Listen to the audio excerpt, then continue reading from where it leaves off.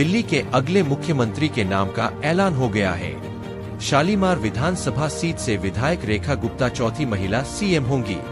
बुधवार को हुई बीजेपी विधायक दल की बैठक में रेखा के नाम की घोषणा हुई।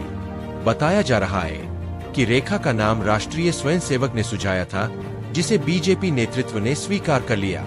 रेखा गुप्ता दिल्ली की चौथी महिला सीएम होंगी। जाने महिला सीएम ने कैसे चलाया शासन और कौन रहा नंबर 1। दिल्ली की पहली महिला मुख्यमंत्री सुषमा स्वराज थीं। वह वर्ष 1998 में दिल्ली की पहली महिला मुख्यमंत्री बनी। सुषमा स्वराज विशेष परिस्थितियों में मुख्यमंत्री बनाई गई थी। उस समय प्याज दर में बेतहाशा वृद्धि के कारण तत्कालीन मुख्यमंत्री साहिब सिंह वर्मा को इस्तीफा देना पड़ा था। उसी दौरान विधानसभा चुनाव होने वाले थे। ऐसे में सुषमा स्वराज को दिल्ली की कमान सौंपी गई।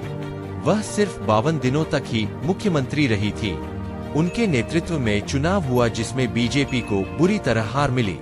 सुषमा स्वराज वाकपटु महिला सीएम थीं और गांव से लेकर शहर तक उनकी अच्छी समझ थी, लेकिन उन्हें समय कम मिला और प्याज की कीमतों ने रही सही कसर पूरी कर दी।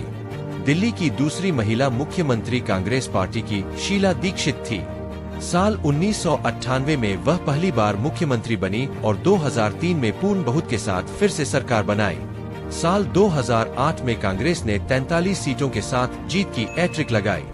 वह 15 साल तक दिल्ली की मुख्यमंत्री रहीं। साल 2013 में अरविंद केजरीवाल और उनकी आम आदमी पार्टी नई सनसनी बनकर उभरी।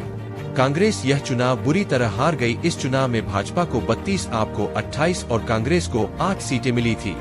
ऐसे में कांग्रेस ने आप को बाहर से समर्थन दिया और केजरीवाल पहली बार दिल्ली के सीएम बने। साल 2015 में आपने क्लीन स्वीप किया और 70 में से 67 सीटें जीती। 2020 में आपने 62 सीटें जीती। माना जाता है कि अपने 15 साल के शासन में शीला दीक्षित ने बेहतर काम किया था। दिल्ली में बसों और कमर्शियल व्हीकल को सीएनजी मोड में लाना, फ्लाईओवर का जाल बिछाकर जाम से मुक्ति दिलाने और अस्पतालों के कायाकल्प तक उनके नाम ढेरों उपलब्धियां हैं। आज भी दिल्ली वाले उनको याद करते हैं।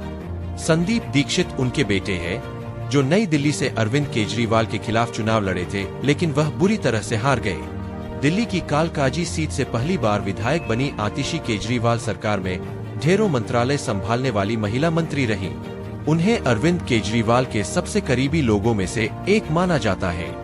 शराब घोटाले में केजरीवाल के फंसने और शर्तों के साथ जमानत मिलने के बाद मजबूरी में केजरीवाल ने आतिशी को सीएम बनाया। चुनाव सिर पर और चुनौतियां सामने खड़ी थी। उन्हें काम करने का ज्यादा मौका नहीं मिला। वह दोहरे दबाव में काम करती रही, एक तरफ पार्टी और केजरीवाल का दबाव और दूसरी तरफ एलजी का। हालांकि आतिशी अपना चुनाव किसी तरह जीत गई, लेकिन आप बुरी तरह से हार गई।